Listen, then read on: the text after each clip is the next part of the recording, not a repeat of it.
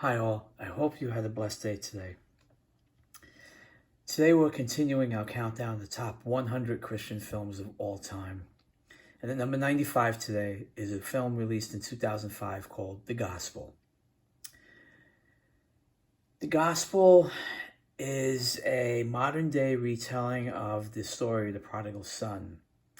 And in case you don't know the story of the Prodigal Son, basically it's about a young man who left home, wanted to be of the world and not worship God and live under his father's roof anymore. And the one son that stayed behind and worshiped God and did everything right and was a good loyal son and took care of his dad.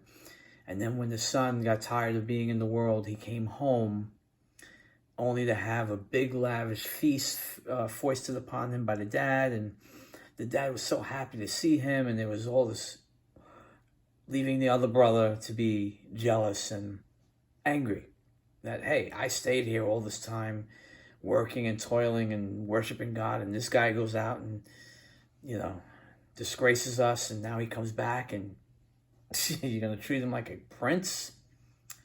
Well, this film is a modern day retelling of that, although it's not about two brothers. It's about just one son who decides he's going to, instead of becoming a minister like his dad wants him to be, he decides to go take his talent to the outside world and become a popular music star.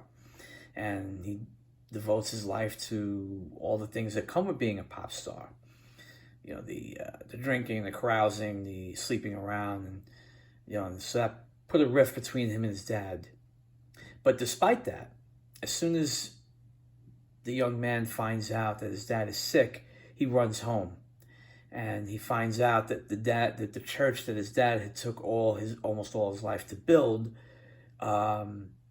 he finds the Reverend Charles, who is being groomed to take over, has all these ideas and plans that could ruin the church that his father built, and that kind of turns the son's heart to fight for control of his dad's church. The Gospel stars Boris Kodjoe. I probably said that wrong, but he stars as David, the son / pop star of the film.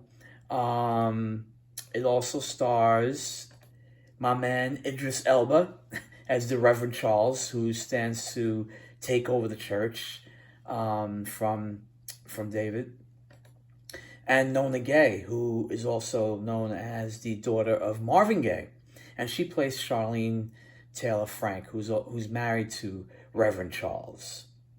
And of course, there's Omar Gooding, who plays Wesley, one of David's friends, and Omar Gooding is actually the younger brother of Cuba Gooding Jr.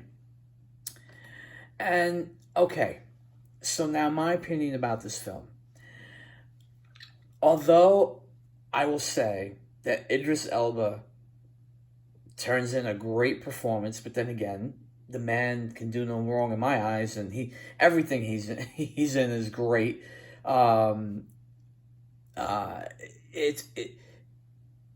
It's got great performances. What I mean by performances, there's some great gospel performances in here. Yolanda Adams, Fred Hammond, Kirk Franklin, Martha Minuzzi. They just, wow. However, though, unfortunately, the story is a little weak, in my opinion. Poor direction, and not everyone in the film turns in a good performance. Like I said, Idris just outshines everybody. This is what I call a lazy Sunday afternoon when it's pouring rain or pouring snow outside. You have nothing else to watch. You pop this on.